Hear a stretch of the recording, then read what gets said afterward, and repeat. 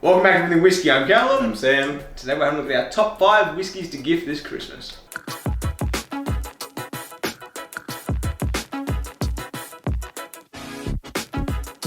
Alrighty, so first on the list we're going to be doing the Willett pot still. So basically the motivation behind this is one, it's a damn good bourbon, and two, it's fancy, you know, like it's pot still, which is not something you always come across or often come across with bourbon, but like it looks like a still. So like, you know, it's just, that's part of the kind of gift charm, is that it looks like a fancy bottle, even if that person decides they don't like it, or I don't know, you don't know if they're like a proper bourbon drinker or something, but it's still going to look good sitting there. Yeah. But if they are whiskey drinkers, especially bourbon drinkers, they're probably going to like it because it's a damn good bourbon. Alright, so we're just going to be giving very basic notes on all these whiskies. We've done a review on all of them on the channel, so I'll link them down in the description. Yeah. For me, this one is like, I get brown sugar. Well, yeah, naturally, brown sugar. But I also, what I meant to say was milk chocolate. I get like a really nice kind of just like chocolatiness going through it. It's a nice, rich, yet sweet bourbon. Yeah, which is not going to kick you around. Like it's 45%, I think. It's 45, yeah. Yeah. Memory. I can't even see it. It's on the front. Writing, so 47. 47. That's actually high. Yeah, I remember it. It doesn't taste 47. No, it tastes like a 43. It's such an easygoing whiskey, especially for a 47%er, because it's like, it's so sweet. Yeah. And it coats perfectly. Yeah, like it's oily, sweet. Yeah. Typical, hitting those like typical core bourbon notes, getting the apple pie with the cinnamon, brown sugar, kind of just the caramelized sugars and apples and stuff like that. It's just hitting all the notes you want it to. Yep. If they're a bourbon liker or lover, or you know, just someone who enjoys bourbon whatsoever, you can't go wrong with this. They're probably gonna enjoy this. It's every core note, and it looks cool.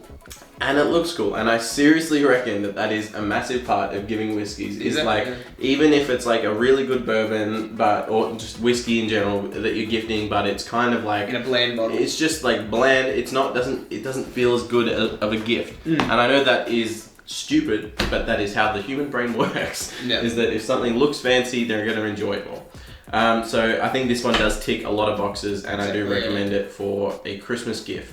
All right, so second whiskey on the list is Scarabus. This comes from Islay, Scotland, so it's a entirely different part of the world. Yeah.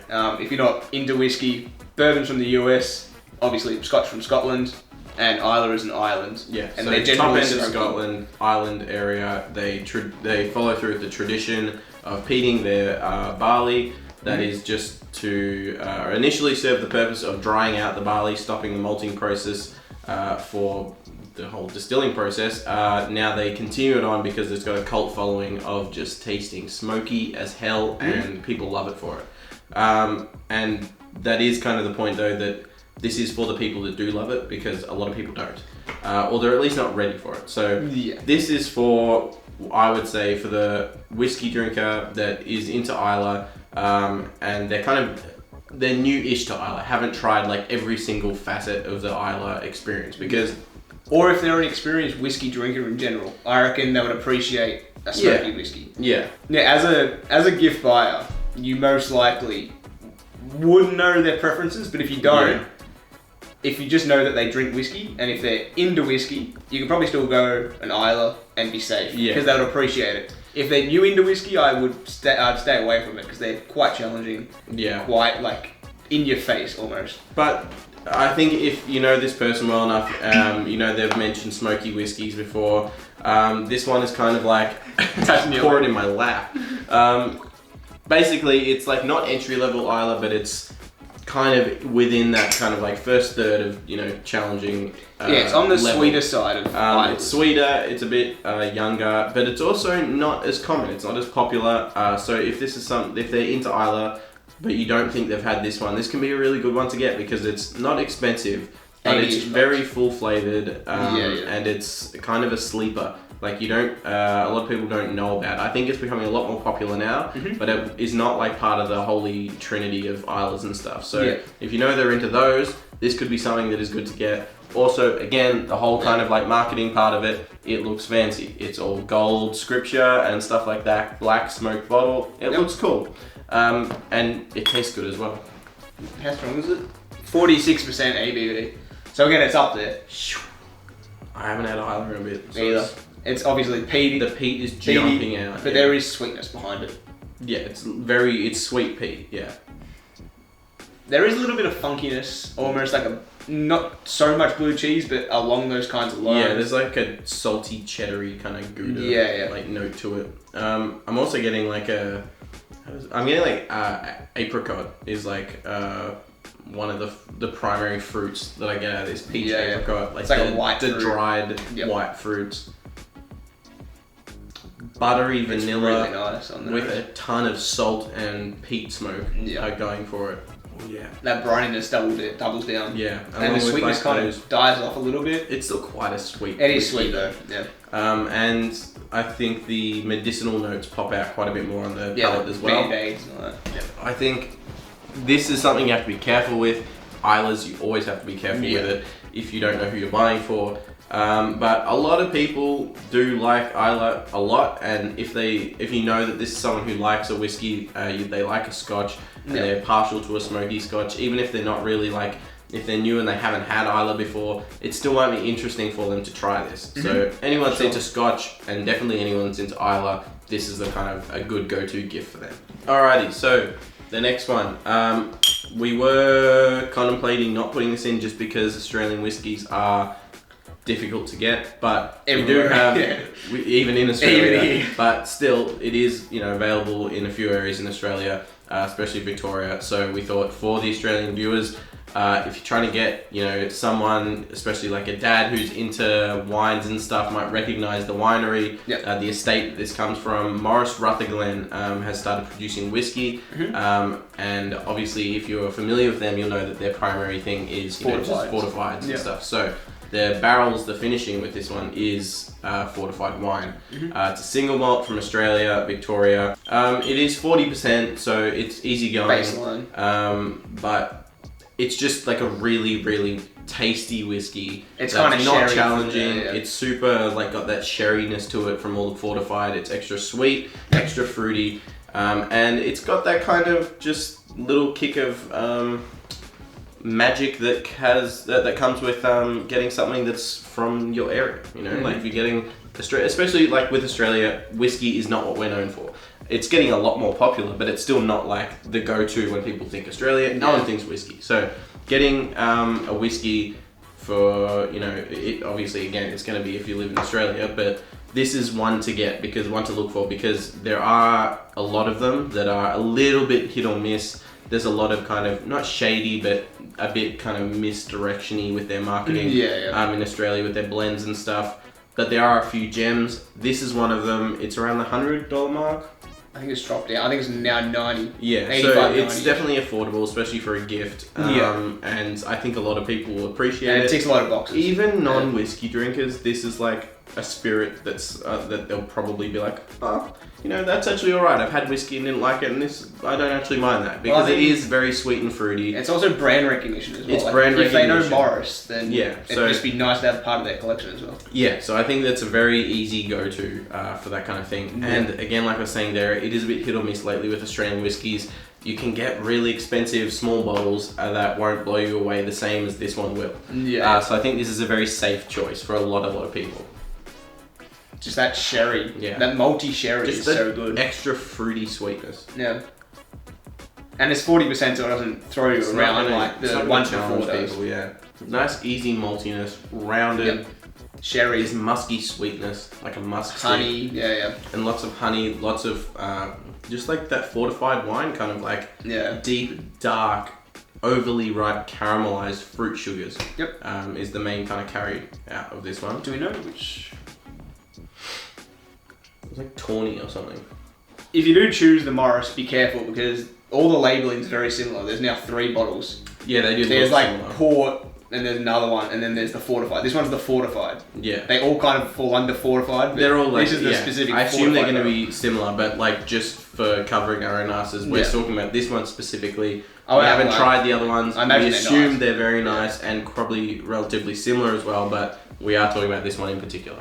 Obviously, if you're overseas, this might be pretty hard to come by. Yeah. I don't know if they even sell it overseas yet. I doubt it because they are new to making whiskey at all anyway, even within Australia. So. This is becoming more and more available in Australia. Yeah. If you're in Australia, especially Victoria, where it predominantly lies, this is something I would reach for, and I think it would be a safe thing to do. So the fourth whiskey on the list, an Irish, Teeling, quite well known. This is the Brabazon. Yeah. So this is finished in Pedro Ximénez, which is a sherry cask. So this is I think it's 40, it's nearly 50%, 49.5% alcohol. I didn't know it was that high. So it's quite high. That's something to pay attention to. Yeah. You need to know who you're buying for. And this is one of the higher, or more expensive, I should say. This is about $140-ish. Again, yeah, gift-wise, it's going to be something that's kind of a little bit fancy. But again, being a gift. But bottle design design's nice. It tastes really good. It's a special release. It's like their third release. They do kind of these kind of yearly, I believe it's annually, kind of releases where they do a special bottling. This one is 14 years old, I believe. Pedro Ximénez barrels throughout it. So it's going to be very nice and sherried. Which, to be honest, Irish whiskey tends so well to fortifieds, to sherries and stuff, because they're already like a blank canvas with just these really nice layered sweet notes of biscuits, light fruits, butter, cream, stuff like that, sugars. So you add stuff to it that like plays nice with those notes. They kind of like become this coherent dessert of flavors. And this one is that, except for the high proof, that is the thing that kind of kicks it up a notch and brings it home as something that's not just really tasty and easy dessert wise, but it's also very interesting and multifaceted and layered. So this is the Series 3 that we have. Yeah. You can I think you can still access the Series 3. Yeah, you can. $150, I'm pretty sure. $140, yeah. The malt jumps out a lot more. That malty, that shortbread cookie malty, like kind of bready note. But it's still creamy with vanilla. Very creamy. And that sherry impact, which is nice. Yeah. So it's kind of like the Morris finish, not quite, different kind of sherry. Yeah, this is a bit deeper. More rich. And a bit more like maltiness to it. Yeah.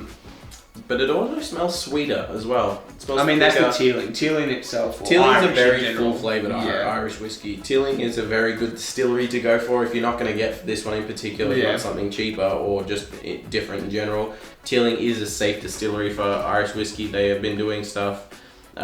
Recently, they've been winning a lot of awards. They won like Best Whiskey in the World or something, I think 2 years ago. Yeah. They're doing a lot of cool stuff. Irish whiskey in general has different like legal confinements when it comes to the criteria that they need to legally meet to be called Irish whiskey. They can use any goddamn wood they want as long as it doesn't poison you. They're not confined to oak barrels or anything like that. So they have a lot of freedom. So they've got more freedom, which means they're coming out with more experimental stuff. Yeah. So if you want something unique, Ireland is something that is a good place to start. But yeah, Teeling. Lots of good things coming out of Teeling. Very good quality, very high quality, high standards. Yeah. The Brabazon is one of them, and it's definitely it's one of the more intense options to go for because it is high proof, nearly 50%, and it's very full flavored. But it's still got that Irish butteriness and the Pedro Ximénez, just that caramelized fruit sugars with it as well. Have a taste of it. That proof, it's there. You can tell it's 50%. But as you said, the creamy Irish flavours are still there.